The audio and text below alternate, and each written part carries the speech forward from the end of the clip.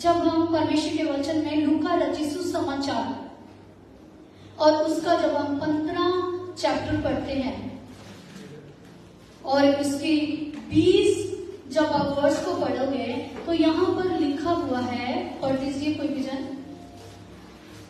तब वह उठकर अपने पिता के पास चला जी। वह अभी दूर ही था कि उसके पिता ने उसे देखकर तरस खाया जी। और दौड़कर उसे गले लगाया और जी। बहुत चूमा। आमीन, हालेलुया, हालेलुया। हम सब जानते हैं उड़ाऊ पुत्र के बारे में कि यहाँ पर क्या होता है, एक पिता होता है, उसके 2 पुत्र होते हैं। हम सब जानते हैं कि ये उड़ाऊ पुत्र जो है ये क्या करता है, अपने हिस्से को लेता है और दूर चला जाता, अपने पिता से दूर चला जाता है और दूर जाकर ये क्या करता है, अपनी पूरी मौज और मस्ती को करता है, संसार में पूरी तरह को जाता है। लेकिन एक दिन इसे अपने बाप के घर की याद आती है और ये वापस आता है, कहाँ, अपने बाप के घर पे। यहाँ पर हम देख रहे हैं कि जब वो वापस आ रहा है तो क्या हुआ, पिता दौड़कर उसकी तरफ गया। अब ये मैं सोच रही थी, जब ये आ रहा होगा तो ये सोचता होगा कि मैंने तो बहुत गुनाह किया, मैंने अपना हिस्सा भी खर्च कर लिया, अब बाप मुझसे प्रेम नहीं करता, शायद वो मुझे देखना भी पसंद ना करे।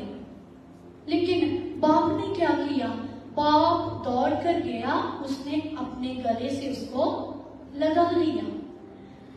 परमेश्वर का प्रेम जो है वो अद्भुत है, परमेश्वर का प्रेम जो है वो अद्भुत है।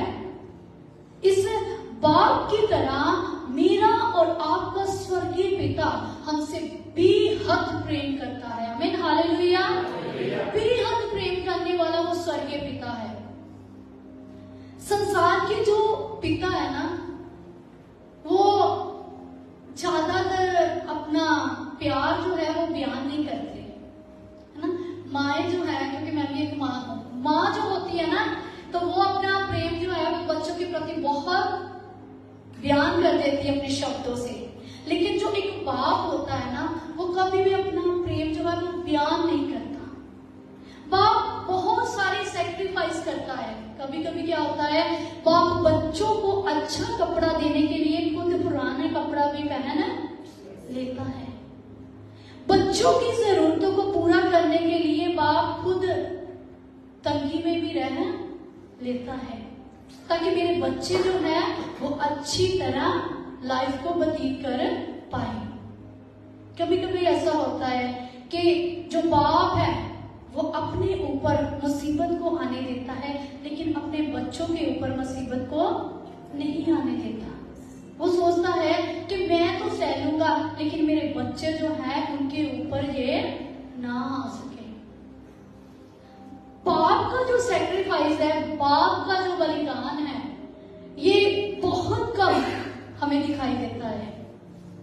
सब लोगों को माँ का ही दिखाई देता है, लेकिन बाप का जो प्यार है ना वो किसी को दिखाई नहीं देता, क्योंकि बाप बयान नहीं करता।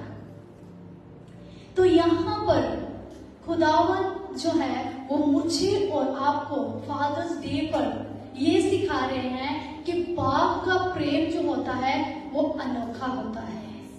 बाप का प्रेम जो होता है वो अनोखा होता है। सचमुच उस स्वर्गीय पिता ने मुझसे और आपसे ऐसा प्रेम किया कि उसने अपना इकलौता पुत्र यीशु मसीह मेरे लिए और आपके लिए दे दिया।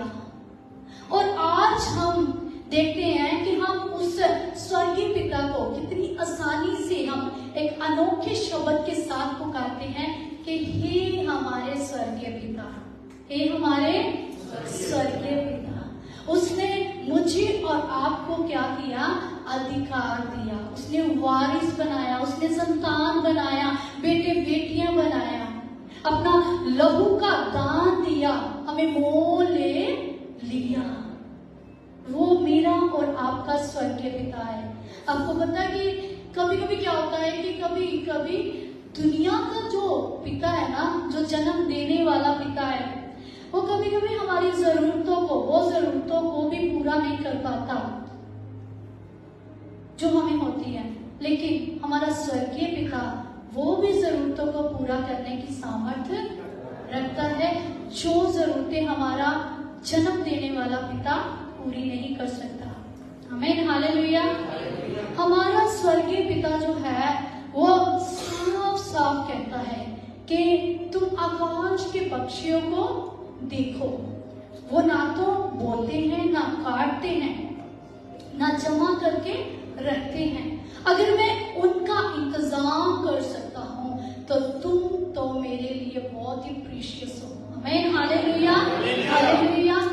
और वही स्वर्गीय पिता मेरा और आपका ये कहता है कि देखो, दुनिया का बाप अगर उसका बच्चा रोटी मांगे तो उसके बदले में पत्थर नहीं देता।